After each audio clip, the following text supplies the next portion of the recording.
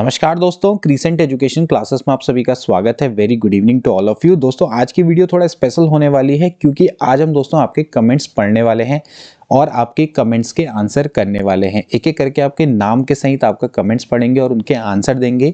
जब भी दोस्तों हम इंफॉर्मेटिव वीडियोस डालते हैं उस समय आपके बहुत सारे प्रश्न आते हैं हमारे वीडियोस में, तो उन सभी कमेंट्स के जवाब देना दोस्तों पॉसिबल नहीं हो पाता है मैसेज के माध्यम से। तो आज हम आपके एक एक करके कमेंट्स पढ़ेंगे, कुछ चुनिंदा कमेंट्स पढ़ेंगे और उनके आंसर देंगे और जो पॉसिबल सुझाव बनता है वो देने का प्रयास करेंगे। तो दोस्तों ये है मेरे चैनल का डैशबोर्ड और यहाँ पर देखिए सारे कमेंट्स हैं एक एक करके। ये कमेंट्स क्या होता है कि जो रिसेंट वीडियो में हमारे कमेंट्स आते हैं वो एक एक करके हमें इस तरह से दिखाई देते हैं। तो देखिए अभी मैंने recently Uttarakhand GK series live डाली थी, भाग 24 है ये, और इसमें भी हमने लाइव सेशन जब लिया था तो सबके कमेंट्स पढ़े थे और उनके आंसर दिए थे। तो यहाँ पर अभी देख सकते हैं कि एक कमेंट आया है जो कि सोम सिंह राणा जी ने लिखा है, नाइस सेशन सर। तो हम क्या करेंगे, इनको एक हार्ट दे देंगे यहाँ पर, इतना तो बनता है क्योंकि इन्होंने कमेंट किया है। ठीक है, अगला कमेंट जो कि महत्वपूर्ण कमेंट है और इससे रिलेटेड भी काफ़ी सारी चीज़ें पूछी गई है। एक बार इस कमेंट को जूम कर लेते हैं। देखिए श्री जे क्या कहते हैं, सर फॉर्म भरते टाइम सब्जेक्ट चॉइस नहीं मांगी इन्होंने। अब ये इन्होंने किसके रिगार्डिंग में किया है, इन्होंने किया है जो हमने सहायक सांख्यिकी अधिकारी का जब सिलेबस जारी हुआ था तो उस समय पर वीडियो डाली थी, तो उसमें इन्होंने जब फॉर्म भरा होगा तो वहां पर सब्जेक्ट चॉइस नहीं मांगी जा रही है। देखिए इसका सिंपल सा जवाब है, देखिए 30 नंबर का आपका कॉमन पेपर है, 70 नंबर के पेपर में चॉइस है, या तो मैथ्स चुन लो या तो स्टैट चुन लो। तो यहाँ पर आपके पास ये है कि चॉइस नहीं मांग रहे, तो इसका मतलब बहुत अच्छी बात है कि आपके पास दोनों पेपर वहां पर अवेलेबल रहेंगे, मैथ्स का भी रहेगा, स्टैटिस्टिक्स का भी रहेगा। जैसी जिसमें जितनी अच्छी तैयारी है उसके हिसाब से आप पेपर दे देना। एटलीस्ट कम से कम यहाँ पर ये बंधन नहीं है कि आप मैथ्स को चुन लो या स्टैट को चुन लो। अगर आपको लगता है अच्छा कि यार स्टैटिस्टिक्स मुझे आ रही है तो स्टैटिस्टिक्स अटेम्प्ट कर लेना, मैथ्स अच्छी लग रही होगी आ रही तो मैथ्स अटेम्प्ट कर लेना, तो बहुत भी तो और भी अच्छी बात है। ठीक है, अब देखिए अगला कमेंट जो कि जिया ध्यानी पूछ रही हैं, इसको एक बार जूम कर लेता हूं। सर एलटी पोस्ट कब तक आएगी? देखिए एलटी पोस्ट के बारे में मैंने आपको पहले ही बता दिया है कि जो एलटी पोस्ट हैं दोस्तों एक रेगुलर इंटरवल पर आती हैं। तो अभी फिलहाल तो अभी हाल में ही 2020 में आई थी, तो 2 साल का मान के चलिए गैप, तो 2022 के एंड तक हम एक्सपेक्ट कर रहे हैं कि आ जाएगी। 2022-23 में तो ऑफकोर्स आ जानी चाहिए। फिलहाल अभी से आप तैयारी करेंगे तो आ जाएगी। ठीक है, अब देखिए ज़्यादातर जो कमेंट है वो एलटी पोस्ट के रिगार्डिंग ही है। अगर आप देखें तो यहाँ पर ये भी ये कमेंट देखेंगे, सर एलटी की न्यू वैकेंसी कब आएगी, नीतू चौधरी पूछती हैं। ठीक है, तो भाई सभी के ज्यादातर रहते हैं। ठीक है, अगला देखिए एक कमेंट है जो कि हमारी प्रवक्ता का पैटर्न से रिलेटेड हमने जब सवाल जवाब वाली वीडियो बनाई थी, तो यहाँ पर भक्ति कुमार ने डाला है, सर मैं ओबीसी कैटेगरी से हूँ और मेरा नाम, यहाँ पर आप देख सकते हैं, सर मैं ओबीसी कैटेगरी से हूँ और मेरा नाम एलटी जनरल में आया है, तो ओबीसी का सर्टिफिकेट लगाना जरूरी है क्या? ठीक है, या मैं जनरल ही जाऊंगा मैं। देखिए अगर आप ओबीसी कैटेगरी से हो, आपका नाम भले ही जनरल में आया हो, तो भी आप ओबीसी का सर्टिफिकेट वहां पर लेकर जाइए, क्योंकि हो सकता है कि आपसे वो डिमांड कर ले। हालांकि आपका जनरल में ही सिलेक्शन होगा क्योंकि आपका जनरल में आया है नाम, तो कोई बात नहीं, लेकिन फिर भी आप ओबीसी का सर्टिफिकेट वहां पर लेकर जाइए। ठीक है, कुछ भी हो सकता है वहां पर। ठीक है, तो आप क्या करेंगे, अपना ओबीसी का सर्टिफिकेट लेकर जाएंगे। ठीक है, अगला कमेंट देखिए जो कि हमने आज डाली थी न्यू अपडेट वाली वीडियो और हमने आपको बताया था कि उत्तराखंड में जल्दी ही 2000 भर्ती आएंगी। तो इसमें अमित सैनी जी पूछते हैं, सर क्या एलोपैथिक फार्मासिस्ट की भी आएंगी क्या, प्लीज बताइए। अभी तो फिलहाल इसका कोई उल्लेख नहीं है, तो एलोपैथिक फार्मासिस्ट का तो दोस्तों अभी इसमें कोई भी उल्लेख नहीं है अमित सैनी जी, तो फिलहाल अभी इसका कोई भी उल्लेख नहीं है। ठीक है, अगला देखिए शिवम नौटियाल जी पूछते हैं, सर पॉलिटेक्निक प्रवक्ता की कब तक आने के चांसेस है? पॉलिटेक्निक लेक्चरर की पोस्ट जो कि आखिरी बार आई थिंक 2013-14 में आई थी और काफी समय से इसका वेट किया जा रहा है। देखिए पॉलिटेक्निक का तो असल में सीन क्या है ना कि इनके लगातार ये कॉलेजेस बंद करते हुए जा रहे हैं। ठीक है, तो ऐसे में जो इनकी पोस्ट आती है ना बहुत मुश्किल से आ पाती है। अरे अभी आपने देखा होगा कि बहुत सारे जो पॉलिटेक्निक प्रवक्ता थे जो कि काम कर रहे थे कॉलेजेस में, उनको निकाल भी दिया गया है। काफी सारे संविदा में काम करे तो उनको निकाल दिया गया है, और उसके अलावा इन्होंने क्या किया है कि उसके बदले कोई भी इन्होंने रिक्त पदों पर कोई भर्ती शुरू नहीं किए। तो फिलहाल तो अभी तक इसका कोई भी अध्याचन नहीं है। हालांकि हम लोग सभी एक्सपेक्ट कर रहे हैं कि जल्दी ही निकालेंगे, लेकिन एक के बाद एक जिस तरह से पॉलिटेक्निक कॉलेजेस को बंद करने की बात हो रही है, तो उस तरह से अभी पॉसिबल लगता नहीं है कि जल्दी आएगी। ठीक है, लेकिन आएगी तो जल्दी, अगर इसके बारे में कोई भी सूचना मिलेगी तो आपको सूचित कर दिया जाएगा। ठीक है, अगला कमेंट देखते हैं। देखिए ये सीमा पवार कहती हैं, क्या इनका कमेंट है एक बार देख लेते हैं। सर मेरा लेक्चरर का डॉक्यूमेंट वेरिफिकेशन है, इसको मैं हाईलाइट कर देता हूँ। सर मेरा लेक्चरर का डॉक्यूमेंट वेरिफिकेशन, लेकिन सर मेरे पास जो बीएड की डिग्री है उसमें मेरे पापा का नाम वीरेंद्र होना चाहिए था, लेकिन गलती से वीरेंद्र छपा है, अब क्या हो सकता है? अरे कुछ नहीं हो सकता, आपको एक एफिडेविट लगाना पड़ेगा और क्या हो सकता है इसमें, ठीक है। कोई भी दिक्कत नहीं आएगी, आप वहां पर जाइए, आपका आसानी से काम हो जाएगा। आपको एक नाम के भिन्नता के संबंध में एक शपथ पत्र लगाना पड़ेगा और कोई भी आपको दिक्कत नहीं आएगी, ठीक है। तो आप बेफिक्र होकर एलटी डॉक्यूमेंट वेरिफिकेशन में जा सकते हैं, ठीक है।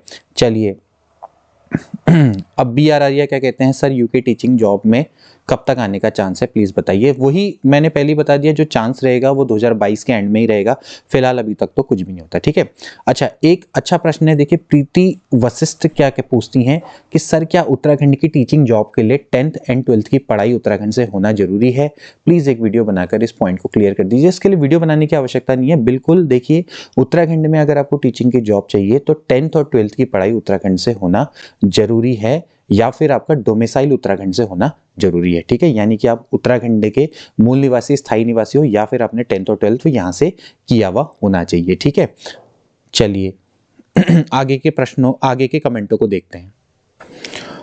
अब देखिए दोस्तों, अगला कमेंट है, यहां पर मैं आपको थोड़ा जूम करके दिखाता हूं। उनियाल स्टडी कैंपस बोलते हैं, सर क्या एसएसटी में भी एलटी पद बढ़ सकते हैं और वेटिंग लिस्ट का क्या अनुमान है? देखिए अगर पद वृद्धि होगी तो भाई एलटी एसएसटी में जितने पद खाली होंगे उसके अकॉर्डिंग बढ़ेंगे। देखिए यहाँ पर टोटल पदों का 25% है, पर सब्जेक्ट का नहीं है। अब जितने पद खाली होंगे उसके अकॉर्डिंग ही बढ़ेंगे, ठीक है।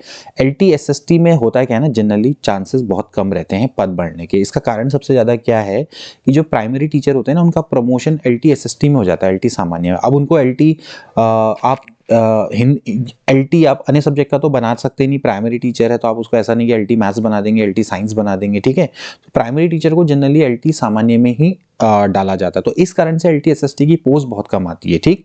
तो यहाँ पर अभी कैच कह नहीं सकते कि अगर होंगे वहां पर पद खाली होंगे तो बढ़ भी सकते हैं, ठीक है। और वेटिंग लिस्ट का अनुमान की बात करें तो पहले तो फिलहाल अभी डॉक्यूमेंट वेरिफिकेशन हो जाए, फिर उसके बाद ही वेटिंग लिस्ट का अनुमान लग पाएगा, ठीक है।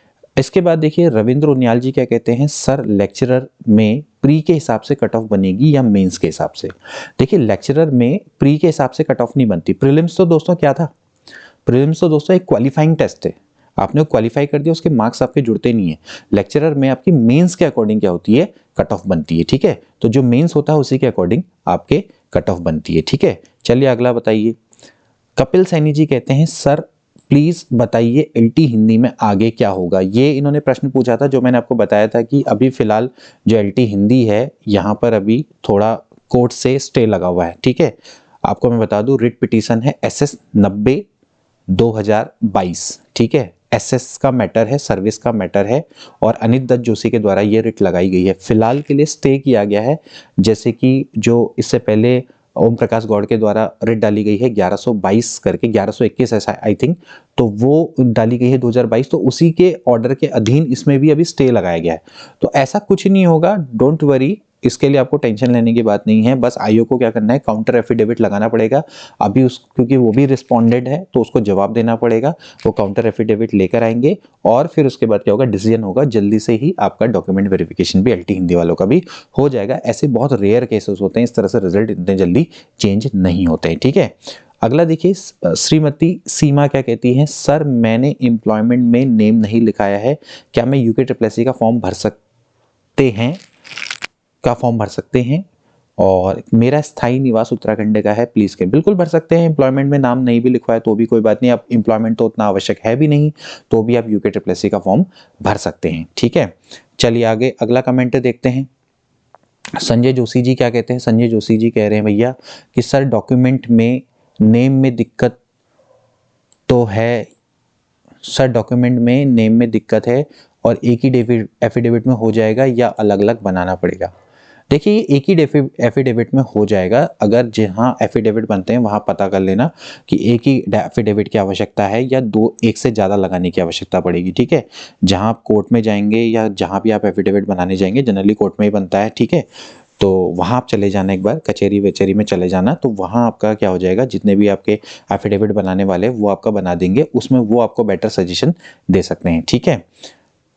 अच्छा, आनंदी कहती हैं सर वेटिंग कब तक आ सकती है? अब वेटिंग में तो अभी फिलहाल ये है कि डॉक्यूमेंट वेरिफिकेशन हो जाए पहले, उसके बाद ही फिर क्या होगा, डॉक्यूमेंट वेटिंग का चांस बनेगा, ठीक है। इसके बाद कान्हा कृष क्या कहते हैं, कान्हा कृष कहते हैं सर प्लीज बताइए कि मेरे फादर नेम में स्पेलिंग सुरेंद्र है बट बीएससी बीएड डिग्री में भी में के फॉर्म में सुरेंद्र है, कोई प्रॉब्लम नहीं होगी? अगर कोई है तो कोई सॉल्यूशन बताइए। देखिए कोई भी प्रॉब्लम नहीं होगी, मैंने आपको पहले ही बता दिया कि स्पेलिंग मिस्टेक से कोई फर्क नहीं पड़ता है, उसके लिए आप एक एफिडेविट जमा कर देंगे, आयोग उसको कंसिडर कर लेगा, कोई भी दिक्कत नहीं होगी, ठीक है। चलिए, अब कई सारे लोग एलटीडीवी के बारे में पूछ रहे थे, तो एलटीडीवी के बारे में मैंने आपको बता दिया है, ठीक है। इसके बाद कल मैंने बोला था कि भाई एपीएस का मैं आपको पेपर कराऊंगा, तो एपीएस का मीन्स क्या होता है, सारिका सैनी पूछ रही है। तो एपीएस का मतलब क्या होता है, ये होता है एडिशनल पर्सनल सेक्रेटरी, ठीक है, अपर निजी सचिव, ठीक, अपर निजी सचिव है।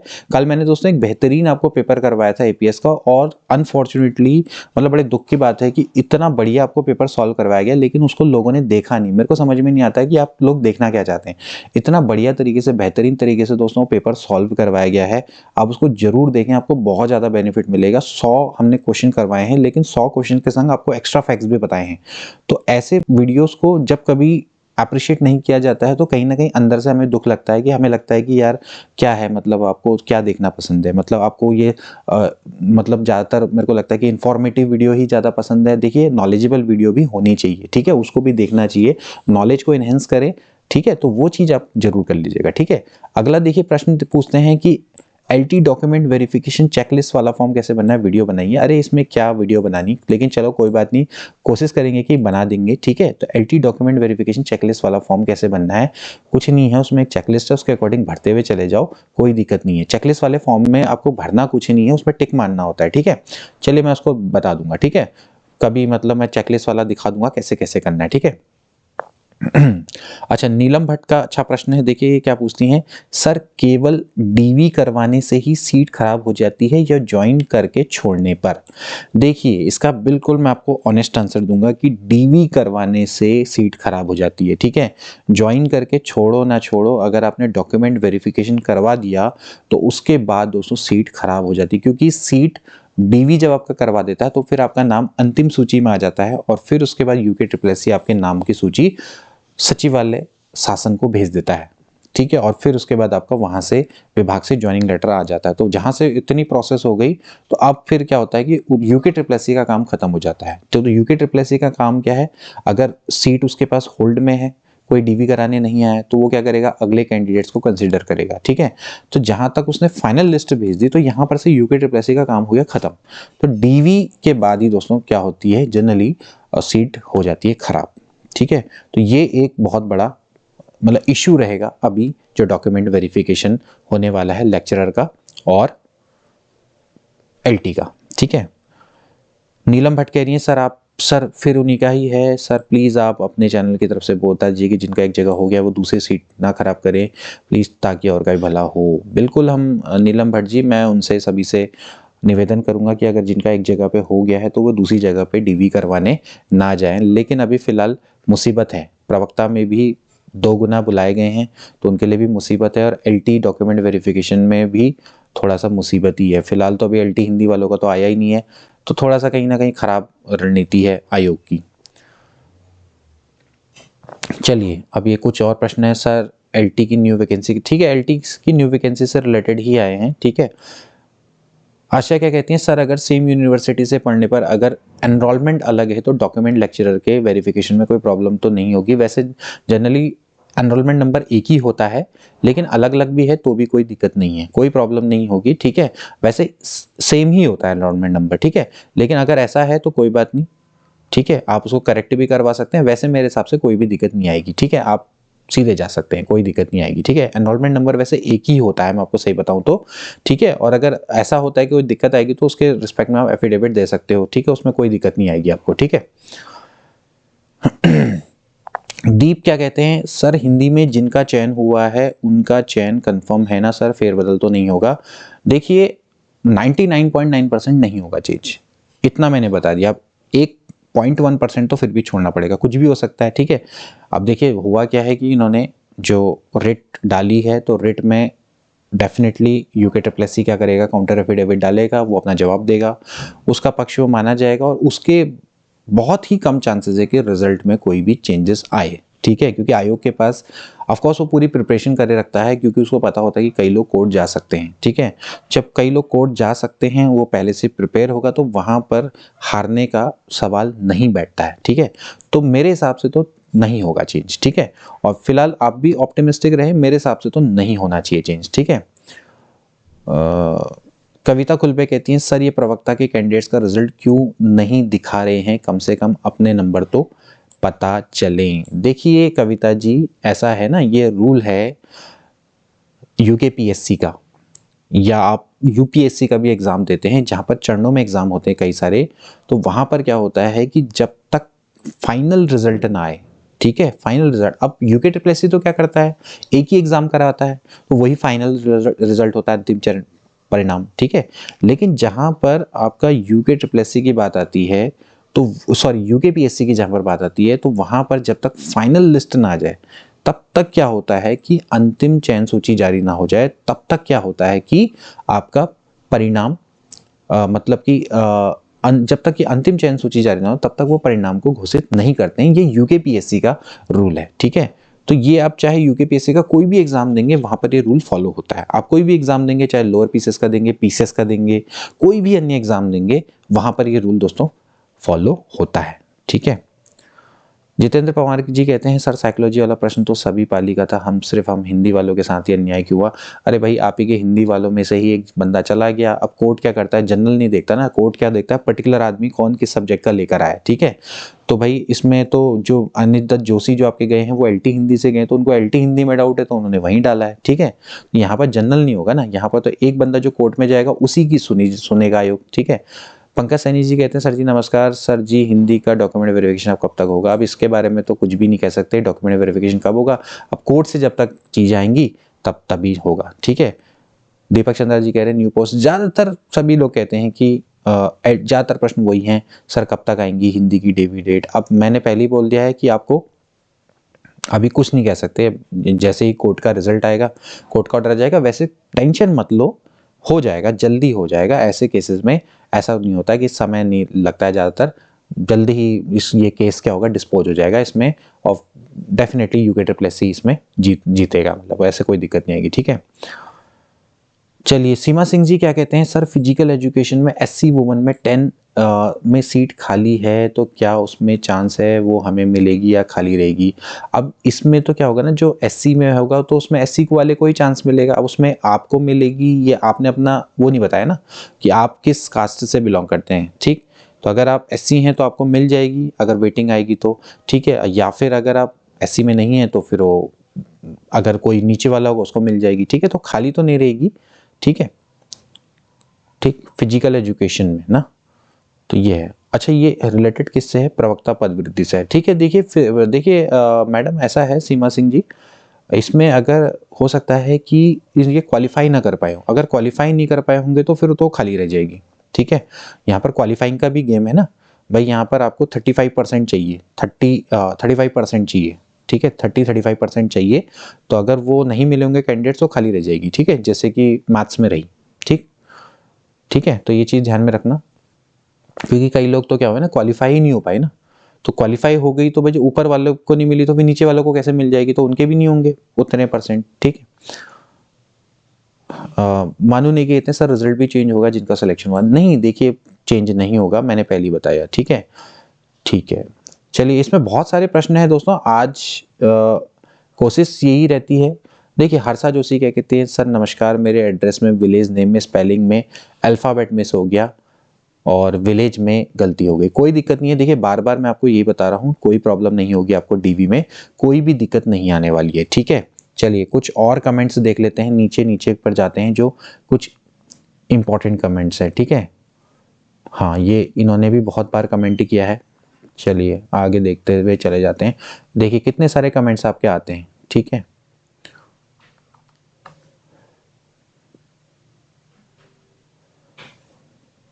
मैं एक काम करता हूँ, थोड़ा सा इनको देख लेता हूँ।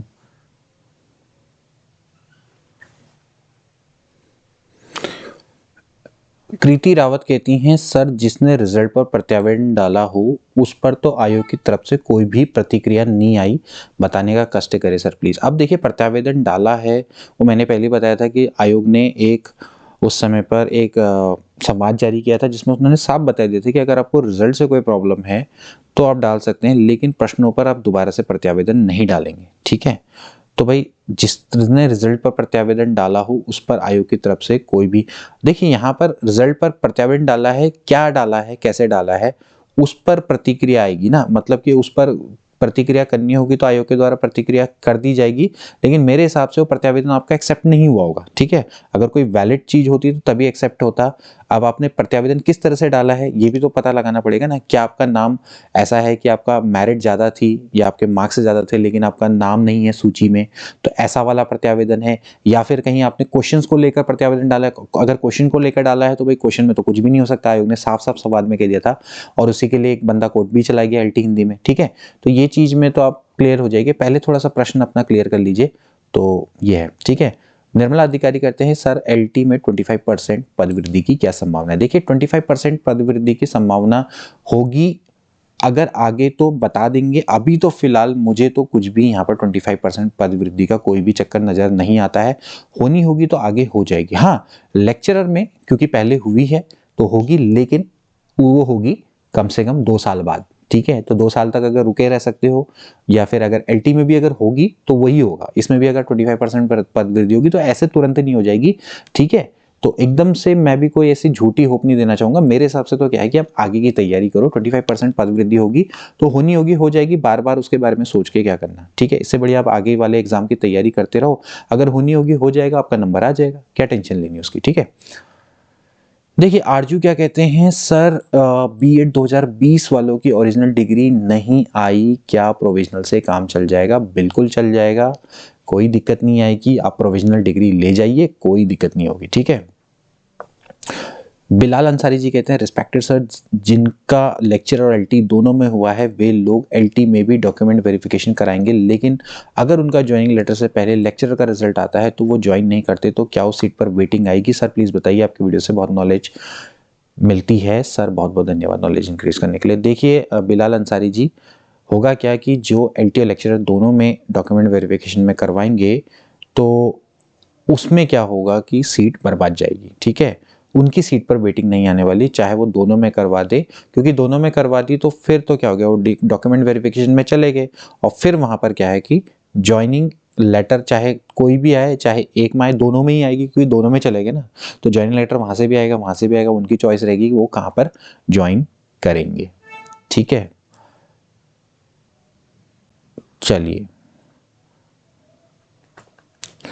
रेनू बेस्ट क्या कहती है सर मेरा जनरल साइंस में सीरियल नंबर 38 है, जनरल रैंक 46 है और जनरल वुमन में 10th नंबर है, बट अब यूके ट्रिपल्स ने जनरल वुमन में सिर्फ 1 से 9 तक ही बुलाया है, तो क्या मैं जनरल लिस्ट के अकॉर्डिंग 1 से 93 है या 1 से 9 है, पता नहीं क्या लिखा है इन्होंने, जा सकती हूँ। देखिए जो आपका सीरियल नंबर है, आपको सीरियल नंबर दे रखा है उसके अकॉर्डिंग जाइए, सीधा सीधा सा इसका जवाब है, सीरियल नंबर आपको दे रखे हैं उसके अकॉर्डिंग आप जाएंगे। ठीक है,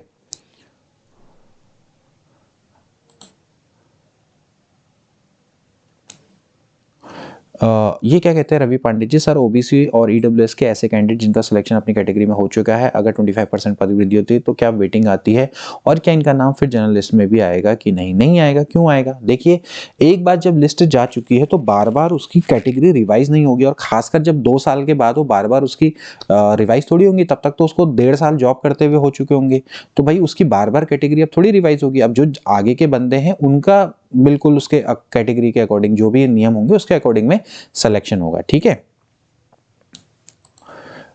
अच्छा एस कुमार कहते हैं सर आरओ आने वाला है,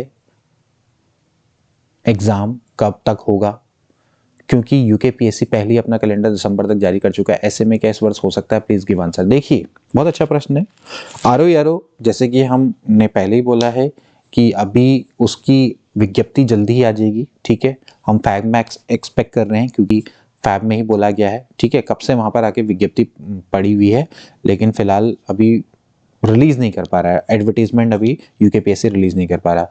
अब देखिए होता क्या है कि जब विज्ञप्ति आती है तो उससे 3 या 4 महीने में यूकेपीएससी एग्जाम कंडक्ट करवा देता है, ये यूकेपीएससी का रिकॉर्ड है, ठीक है। भले ही उसने कैलेंडर अभी जारी कर दिया है, लेकिन होगा क्या कि आप 2 से 3 महीने अब मान के चलो, क्योंकि जैसे ही एडवर्टीजमेंट आता है उसके 3 से 4 महीने में यूकेपीएससी एग्जाम करवा देता है। तो आप एक्सपेक्ट कर सकते हैं कि इस वर्ष वो हो जाएगा। भले ही कैलेंडर जारी कर दिया है, कैलेंडर उन एग्जाम को लेकर जारी किया है कि जो एग्जाम की एडवर्टीजमेंट पहले ही रिलीज हो चुकी है, जिनकी नहीं हुई है उनको लेकर भी जल्दी ही आयोग के द्वारा वो चीजें जारी की जाएगी, ठीक है। दीपक कुमार कहते हैं सर मेरा बीएड 19 का है पर गलती से फॉर्म में 17 हो गया है, इसका कोई उपाय है कृपया बताएं। कोई बात नहीं, कोई दिक्कत नहीं है, फॉर्म में गलती से 17 हो गया तो कोई इतनी बड़ी सजा नहीं है उसके लिए, कोई इसके लिए उपाय नहीं है, कुछ नहीं होगा, वहां पर जाके समझा देना, ठीक है। तो कोई दिक्कत नहीं आएगी आपको, ठीक है। यशोदा कहते हैं सर ये सीरियल नंबर 18 में हॉरिजॉन्टल रिजर्वेशन में उत्तराखंड महिला मेंशन किया है तो उसका अलग से सर्टिफिकेट नहीं बनता होगा ना सर? बिल्कुल नहीं बनता है, कोई दिक्कत नहीं है, आपको उसमें कोई दिक्कत नहीं होगी। आप अगर जैसे हॉरिजॉन्टल रिजर्वेशन उत्तराखंड महिला के लिए आपको कोई भी सर्टिफिकेट की आवश्यकता नहीं है, ठीक है।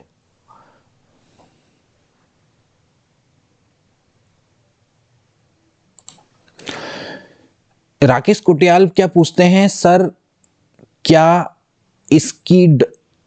इसी डॉक्यूमेंट वेरिफिकेशन में ही काउंसलिंग होगी और क्या कॉलेज चूज करना पड़ेगा, ऑप्शन मिलेगा क्या? Please reply sir. देखिए आपको मैं बताऊं राकेश कुटियाल जी, देखिए काउंसलिंग के टाइम पे डॉक्यूमेंट वेरिफिकेशन के टाइम पे जनरली काउंसलिंग नहीं होती है, ठीक है। इतना आयोग के पास समय नहीं रहता है, लेकिन हालांकि मैं आपको बता रहा हूँ, फिर भी मैं आपको बता रहा हूँ कि आयोग के द्वारा आप एलटी की अब जब विज्ञप्ति देखेंगे तो उसमें लिखा था कुछ स्पेशली कि वो कुछ स्पेशल तरीके से करवाएंगे डॉक्यूमेंट वेरिफिकेशन। क्या वो अपनी बात पे स्टिक रहते हैं, अब ये तो डिपेंड करेगा, लेकिन मैं आपको बताऊं कि जनरली डॉक्यूमेंट वेरिफिकेशन में काउंसलिंग नहीं होती है, ठीक है।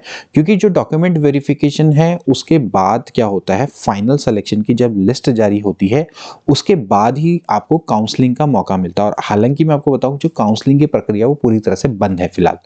आपका ज्वाइनिंग लेटर सीधे डायरेक्टरेट से आएगा, ठीक है, वहां पर आपका लिस्ट जाएगी और सीधे सीधे वो अपने हिसाब से आपको स्कूल अलॉट कर देंगे, ठीक है। तो फिलहाल अभी कुछ नहीं है, इस बारे में मैं भी अभी कुछ नहीं कह सकता हूँ, लेकिन जहां तक मेरा अंदाजा है काउंसलिंग फिलहाल नहीं होने वाली है, ठीक है। ठीक, ज्यादातर लोग पूछते हैं 25% पद वृद्धि के बारे में। पद वृद्धि के बारे में आपको पहले ही बता चुका हूं कि वहां पर तो अभी फिलहाल कोई भी चांसेस नहीं दिखते हैं पद वृद्धि के, फिलहाल मतलब आगे हो सकता है हो जाए, लेकिन फिलहाल तो अभी कोई प्रक्रिया नहीं चल रही। अभी परसों मैंने आपको वीडियो बताई थी जिसमें आरटीआई के थ्रू जानकारी भी मांगी गई थी उत्तराखंड लोक सेवा आयोग से, तो फिलहाल उनके द्वारा प्रक्रिया नहीं चल रही, और वो इसलिए भी नहीं चल रही है, वो मैंने आपको पहले बता दिया, वो इसलिए नहीं चल रही है क्योंकि जो 25% की पद वृद्धि होती है वो बाद में होती है, जब आपका फाइनल सिलेक्शन हो जाता है उसके बाद चलती है, ठीक है। अभी तो लेक्चरर का डीवी नहीं हुआ है, जब फाइनल सिलेक्शन होगा उसके बाद ही वो प्रक्रिया चलती है, ठीक है। लर्नर जी क्या बोलते हैं सर फॉर्म भरते समय एम्प्लॉयमेंट सर्टिफिकेट डिटेल भरते समय वैलिडिटी डेट गलत भर गई, इसके लिए क्या एफिडेविट ले जाना, कोई प्रॉब्लम नहीं होगी, ठीक है, कोई दिक्कत नहीं है। एम्प्लॉयमेंट सर्टिफिकेट तो वैसे भी नहीं मांगते, तो उसके लिए आप टेंशन ही क्यों ले रहे हो, ठीक है, तो कोई भी आपको टेंशन नहीं होगी, ठीक है। निर्मल जोशी कहते हैं परमानेंट एड्रेस में प्रेजेंट एड मेंशन कर दिया है, अब क्या करना होगा? परमानेंट एड का जो सर्टिफिकेट क्या लिखा है इन्होंने, परमानेंट ऐड का जो सर्टिफिकेट नो है नंबर है वो गलत हो गया है। कोई बात नहीं, ऐसा कोई दिक्कत नहीं है, वैसे कोई दिक्कत नहीं आएगी। हालांकि इस टाइप का प्रश्न पहले पूछा गया था, आप कोई बात नहीं, आप अपना परमानेंट सर्टिफिकेट भी ले जाइए और आप अपना प्रेजेंट सर्टिफिकेट भी ले जाइए, ठीक है। अगर आपने 10th और 12th आपने यहाँ से किया है तो भी आपको कोई दिक्कत नहीं आएगी, वैसे भी आप उत्तराखंड के स्थायी निवासी होंगे। आपने 10th और 12th, आपका इसका सोल्यूशन क्या है, सिंपली अगर आपसे वो बोलते हैं कि यार तुमने उत्तराखंड के स्थायी निवासी का गलत भर दिया, तो आप कुछ नहीं बोलते सर, आप कहना कि इसको कंसिडर मत करो, मैंने 10th और 12th तो उत्तराखंड से किया ही है, कोई दिक्कत नहीं आएगी, ठीक है। तो ऐसे से करके आप सोल्यूशन देते हैं। देखिए बातों का फेर होता है और कुछ नहीं होता, बस वहां पर कन्विंस करना होता है और कुछ नहीं है, ठीक है। अच्छा सर, हॉरिजॉन्टल रिजर्वेशन की सीट में खाली रहने पर खाली सीट रिलेटेड कैटेगरी में कन्वर्ट हो जाएगी या सीट खाली ही छोड़ दी जाएगी? देखिए हॉरिजॉन्टल रिजर्वेशन की जो सीट होती है ना हिमालयन लाइफ जी, होता क्या है कि जो हॉरिजॉन्टल रिजर्वेशन होता है उसकी सीट पर अगर ना मिले कैंडिडेट्स तो उसके बदले जनरल कैटेगरी के कैंडिडेट्स को चांस मिल जाता है उसमें, लेकिन ये होता है केवल वुमेन्स की सीट में। अभी फिजिकली हैंडीकैप्स को की जो हॉरिजेंटल, वो भी हॉरिजेंटल रिजर्वेशन में आते हैं, लेकिन उसकी जो सीट होती है वो जनरली कन्वर्ट नहीं होती है, वो मतलब कि ओपन कैटेगरी को नहीं मिलती। हालांकि इसमें लोग कह रहे हैं कि जियो जारी हो गया, हालांकि मेरी नज़र में तो अभी संज्ञान में नहीं है, लेकिन फिलहाल मैं अभी इसका मैं आंसर जरूर पता करूंगा। यूकेपीएससी में मैंने हालांकि इसके रिगार्ड में बात करी थी, लेकिन अब मैं जो रिजल्ट बनाते हैं उन्हीं से डायरेक्टली बात करूंगा। 1-2 दिन में मैं इसका जल्दी आंसर दे दूंगा कि क्या फिजिकली हैंडीकैप की सीट है, क्या वो जनरल को मिल सकती है या नहीं मिल सकती है। ठीक है, बहुत सारे प्रश्न हैं दोस्तों।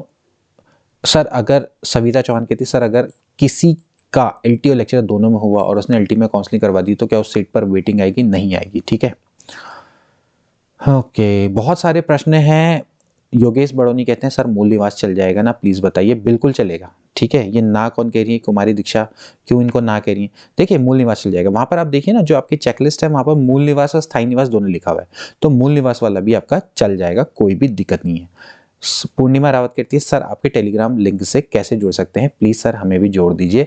अरे इसके लिए जोड़ने का तरीका यह है कि आप हमारे अबाउट सेक्शन में जाइए, वहां पर आपको मिल जाएगा हमारा टेलीग्राम लिंक। ठीक है, हमारे चैनल पे जाना वहां पर, और वहां पर अबाउट सेक्शन आएगा। अबाउट सेक्शन क्या होता है कि जहां पर हमारा डिस्क्रिप्शन लिखा होता है, चैनल के बारे में हमने लिखा होता है। ठीक है, तो वहीं पर आपको टेलीग्राम लिंक मिल जाएगा, वहां पर से आप क्लिक करके जुड़ सकते हैं। ठीक है, विपिन सिंह कहते हैं सर काउंसलिंग होगी कि नहीं? सब ज्यादातर सभी लोगों के प्रश्न काउंसलिंग को लेकर है, अभी इसके बारे में जवाब देना पॉसिबल नहीं है। ठीक है, फिलहाल डीवी में जाओ, डीवी में तो नहीं होने वाली, इतने के बारे में तो मैं 99% श्योर हूँ। 1% अगर हो जाए तो फिर कुछ और कहना। ठीक है, मनीष चंद्रा जी कहते हैं सर कैरेक्टर सर्टिफिकेट बनाना पड़ेगा क्या? इसमें मेंशन नहीं किया, और अगर बनाना है तो किस डिपार्टमेंट का वैलिड होगा? देखिए कैरेक्टर सर्टिफिकेट आपको बनाने की आवश्यकता बिल्कुल भी नहीं है। ठीक है, कैरेक्टर सर्टिफिकेट कहाँ कब होता है? At the time of joining, जब आप ज्वाइन करते हैं तब आपको होती है जरूरत। ठीक है, और बाय द वे अगर जब आपको कैरेक्टर सर्टिफिकेट बनाना होगा तो लास्ट इंस्टीट्यूशन जहां से आपने स्टडी करी होगी, किसी भी लास्ट इंस्टीट्यूशन से कर सकते हैं, कॉलेज से बनवा सकते हैं। ठीक है, और नहीं तो फिर आप क्या करिए, किसी भी राजपत्रित अधिकारी को पकड़िए, डॉक्टर को पकड़िए।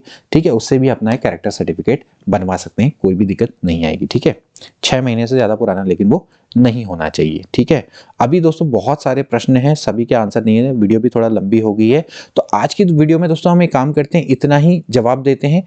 बहुत सारे प्रश्न रहते हैं, इतने सारे प्रश्नों के जवाब देना फिर भी देख रहे हैं कमेंट पढ़ते पढ़ते ही पॉसिबल नहीं हो पा रहा, तो कमेंट करना कैसे पॉसिबल हो जाएगा? ठीक है, कोशिश ये रहेगी कि आपके कमेंट्स के जवाब हम देते रहेंगे। आपको जो भी प्रश्न पूछना है आप कमेंट कर दो, मैं कोशिश करूंगा कि अगली बार आपके चुनिंदा कमेंट्स लेकर आऊंगा और उन सभी के जवाब दूंगा। तो आज की दोस्तों वीडियो में इतना ही, मिलते हैं अगले वीडियो में। Till then take care and good bye.